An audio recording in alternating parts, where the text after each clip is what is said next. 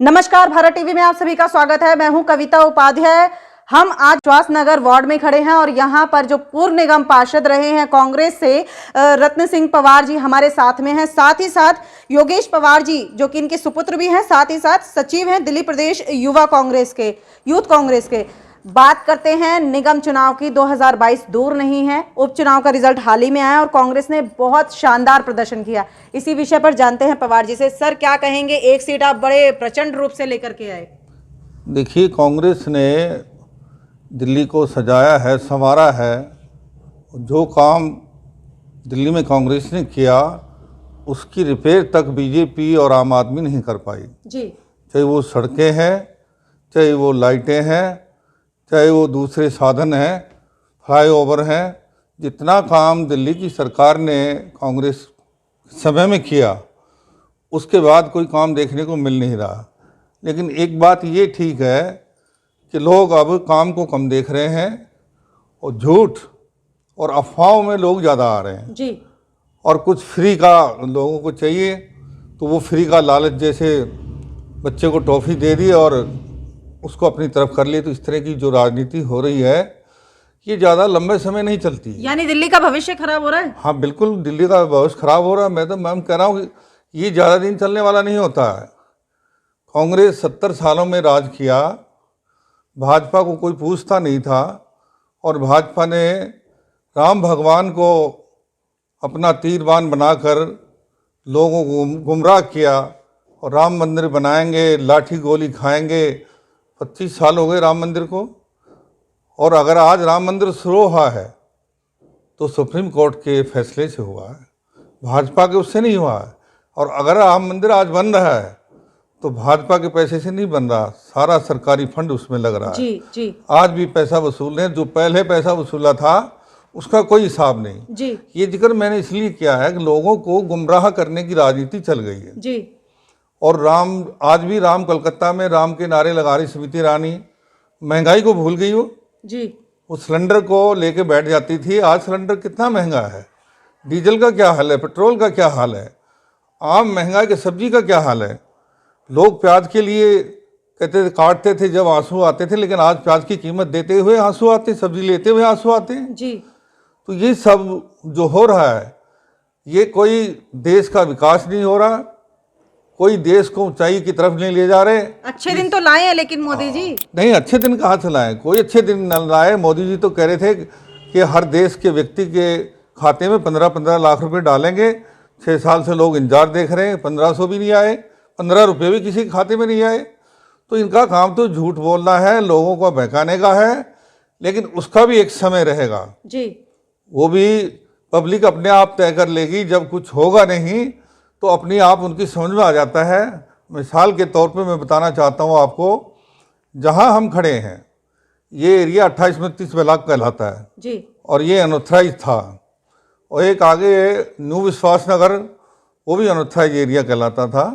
और एक हमारा ये स्कूल के पास, सरकारी स्कूल के पास एक एरिया था छोटा, वो भी अनऑथराइज कराता था।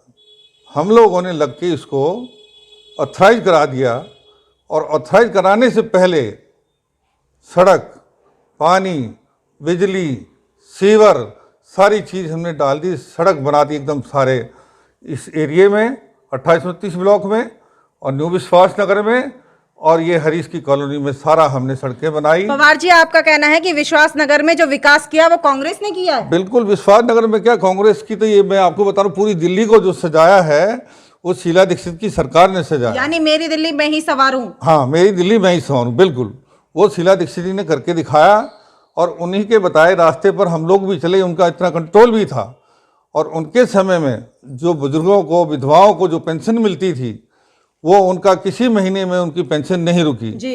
और जब से ये लोग आए हैं ना विधवाओं की पेंशन है, ना लाडली योजना है, ना कन्यादान है, कोई चीज नहीं उन्होंने छोड़ी। जो पवार जी, लेकिन स्थिति देखें तो इस समय पर दल बहुत बदल रहे हैं, लोग कांग्रेस छोड़ कर जा रहे हैं, क्या कहेंगे? वो मैं तो ये कहूँगा कि वो लोग लालची हैं।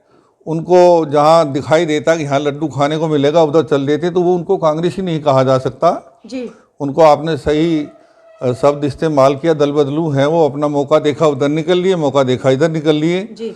तो इस तरह के लोगों का कोई चरित्र नहीं होता है। चरित्रवान व्यक्ति जो है वो अच्छे में भी साथ रहेगा, बुरे में भी साथ रहेगा। बिल्कुल, आइए मिलते हैं योगेश जी से। योगेश जी, अगर आत्मनिर्भर भारत की बात करते हैं, मोदी जी का नारा है आत्मनिर्भर भारत बनाएंगे, रोजगार क्या लगता है अच्छे से मिल पा रहा है? देखिए, रोजगार की अगर बात की जाए तो दोनों सरकारें हैं, दिल्ली सरकार भी है और भाजपा सरकार भी है। जब मोदी जी चुनाव लड़ रहे थे तब उन्होंने कहा था कि 2 करोड़ रोजगार प्रति वर्ष वो युवाओं को देंगे। जी। आज युवा अपनी डिग्री लिए सड़कों पर भटक रहा है, रोजगार का कहीं नामो निशान नहीं है। आज वो क्राइम की तरफ बढ़ता जा रहा है। जी। और रोजगार की तो कोई बात ही नहीं, आज वो भूल गए हैं उस सबको। केजरीवाल जी जब प्रचार करते थे अपने चुनाव का तो कहते थे 2 लाख युवाओं को जो है रोजगार देंगे, लेकिन रोजगार तो है ही नहीं, उल्टा नशे की लत और लगाए जा रहे हैं। 25 साल से 21 साल उन्होंने नशे की जो है कर दी है उम्र। मैं एक छोटा सा उदाहरण अपने क्षेत्र का देना चाहूँगा। हमारे क्षेत्र में दिल्ली का सबसे लंबा मॉल है क्रॉस रिवर मॉल। जी। उस मॉल में परिवार के साथ लोग अपने जाया करते थे, लेकिन उस क्षेत्र में जब केजरीवाल सरकार आई तो 12 वहाँ पे ठेके खोले गए। जी। और वो शराबियों का अड्डा बना दिया गया और वहाँ पे परिवार के लोग जाने से भी डरते हैं। आपका कहना ये है कि नशे की सरकार है ये? बिल्कुल नशे की सरकार है, फ्री का लालच देकर लोगों को बहकाया जा रहा है, काम की कोई बात नहीं हो रही है। हम अपने क्षेत्र का फिर से उदाहरण मैं देना चाहूँगा। बुजुर्गों की एमसीडी में 750 पेंशन हम लोग दिया करते थे, जिसको बंद कर दिया गया। राशन कार्ड बनाने बंद कर दिए गए, राशन की कोई बात नहीं है। महंगाई को हम सब लोग देख ही रहे हैं, खाने का तेल से लेकर के गाड़ी में डलवाने तक के तेल को महंगा कर दिया है। ये समझ में नहीं आ रहा कि ये जनता को मतलब कहाँ ले जाना चाहते हैं। पहले महंगाई पर इतना बोला करते थे और आज के समय में चुप होकर के बैठे हैं। योगेश जी, अगर बात करें जैसे कि आपने बताया कि युवा को जो है नशे में धकेल रहे हैं और रोजगार नहीं, क्या लगता है युवा कांग्रेस से कैसे जुड़ेगा? देखिए, कांग्रेस ने हमेशा ही युवाओं की बात की है। अभी भी यूथ कांग्रेस जो है लगातार इन सरकारों के महंगाई के खिलाफ प्रदर्शन कर रही है। अभी कुछ दिन पहले भी हम लोगों ने प्रदर्शन किया था। युवाओं को देखिए, जब केंद्र में चुनाव लड़ी थी कांग्रेस, तो कांग्रेस ने एक योजना रखी थी, न्याय योजना जी।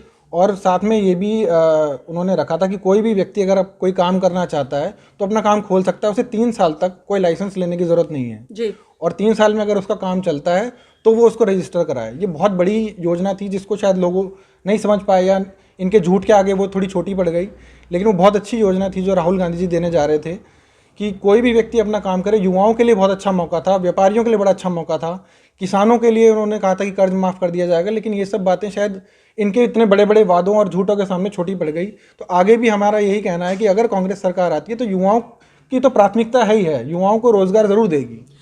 अगर विस्तार की बात आती है तो यूथ कांग्रेस से लोग क्यों जुड़ेंगे और कैसे जुड़ेंगे?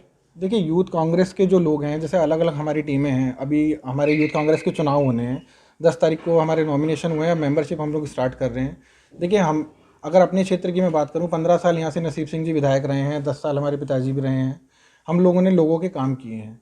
उन लोगों के जो बुज़ुर्ग हैं, जो घर में बड़े हैं, वो जानते हैं, लेकिन जो नई पीढ़ी है वो शायद इस चीज़ को नहीं जानती है। तो हम लोग अपनी टीम के साथ उन लोगों के पास जा रहे हैं, घर घर में जा रहे हैं, बात कर रहे हैं कि हम लोगों ने ये काम किया है और आने वाले समय में आप लोगों के पास ये अवसर है। युवा कांग्रेस अगर आप उनको मजबूत करेंगे तो आपके लिए आवाज़ उठाएगी, आपके खास करके आपके रोज़गार के लिए जो आज उनकी डिमांड है। वो क्योंकि इतना इतना पढ़ लिए, डिग्रियाँ लेकर के वो लोग घूम रहे हैं और उनके पास आज रोज़गार नहीं है। सरकार उनकी सुनने को तैयार नहीं है। वो तो चाहती है कि चाय के स्टॉल लगाए जाएं और पकौड़े तले जाएं। 2 शब्दों में पूछूंगी, कांग्रेस क्यों इस बार निगम में? देखिए, कांग्रेस निगम में पिछला ट्रैक अगर हम देखें, 2002 से 2007 तक कांग्रेस निगम में रही। उस 5 साल को देखें और 15 साल जो है बीजेपी रही, उस 15 साल को देखें, उसकी तुलना करें और ये देखें कि किस समय में क्या कार्य हुए एमसीडी में। एमसीडी का एक और मुद्दा मैं बताना चाहूँगा, हाउस टैक्स ईडीएमसी में ही है जो सबसे ज़्यादा लिया जा रहा है जी। एमसीडी ने उसको 10% 2 साल पहले उसको पास कर दिया था। तो यहाँ के हाउस टैक्स का बोझ भी जो है वो लोगों पे पड़ रहा है। अगर कांग्रेस की सरकार आती है तो डेफिनेटली हम लोग इस मुद्दे को उठाएंगे। बिल्कुल सर, आप क्या कहेंगे, कांग्रेस क्यों? कांग्रेस तो अपने विकास की नारे पर जिंदा है और विकास का ही मुद्दा हमारा रहेगा, रोजगार का और विकास का। कांग्रेस का मुद्दा विकास और रोजगार। बिल्कुल, आपने सुना यहाँ के जो पूर्व निगम पार्षद रहे हैं और साथ ही साथ यूथ कांग्रेस के जो सचिव रहे हैं। अगर बात करें 2022 की, तो चुनाव का समय बहुत दूर नहीं है। आपको दर्शकों को यही कहूंगी कि आप सोच समझ कर फैसला लें और वोट देने के वक्त पर सारी चीजें ध्यान में जरूर रखें।